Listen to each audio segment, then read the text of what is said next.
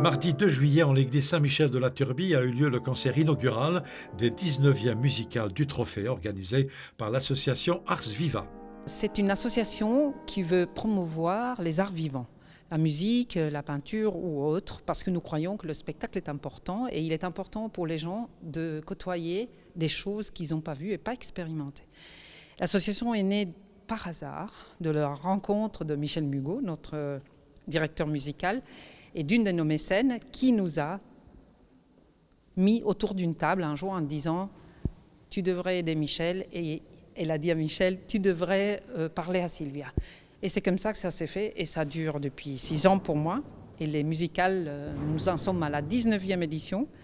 Ce qui veut dire que voilà, c'est quelque chose qui plaît et que les gens aiment. Et voilà. Le programme de ce soir, c'est de la musique de chambre de Beethoven, des œuvres de jeunesse, des œuvres qu'on n'a pas l'habitude d'entendre très souvent, notamment un trio pour vent, pour clarinette, basson, corps, qui est la transcription d'une œuvre originale de Beethoven, donc pour 2 hautbois et corps anglais. Voilà, c'est aussi une œuvre un petit peu exceptionnelle.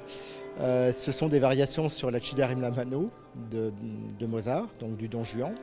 Ensuite, le 3e trio de Beethoven pour cordes, donc pour violon, alto, violoncelle, qui sera interprété par le trio Goldberg, qui est une formation que j'apprécie particulièrement et donc ce sont des fidèles du festival. Et qui fait une belle carrière, ce trio. Super carrière, enfin moi je suis très fier de les avoir parce que c'est toujours un plaisir de les entendre et puis de pouvoir jouer avec eux.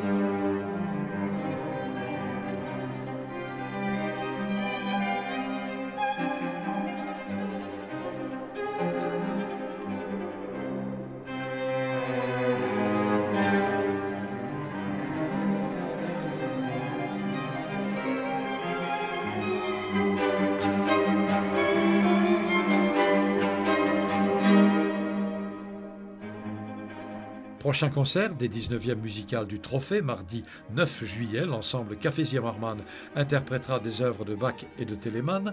Le 16 juillet à 20h30 au Trophée d'Auguste, cette fois un concert de jazz. Et le 23 juillet en l'église Saint-Michel, un concert surprise, prélude au 20e anniversaire des musicales du Trophée en 2020. Je suis très contente parce que tous les ans, on retrouve les mêmes visages. Ça veut dire que le festival a son public. On ne peut pas être en compétition avec Menton ou avec les concerts du Palais, mais on a un public fidèle qui revient et qu'on contacte. Ce sont tous des personnes qui deviennent des amis en fait.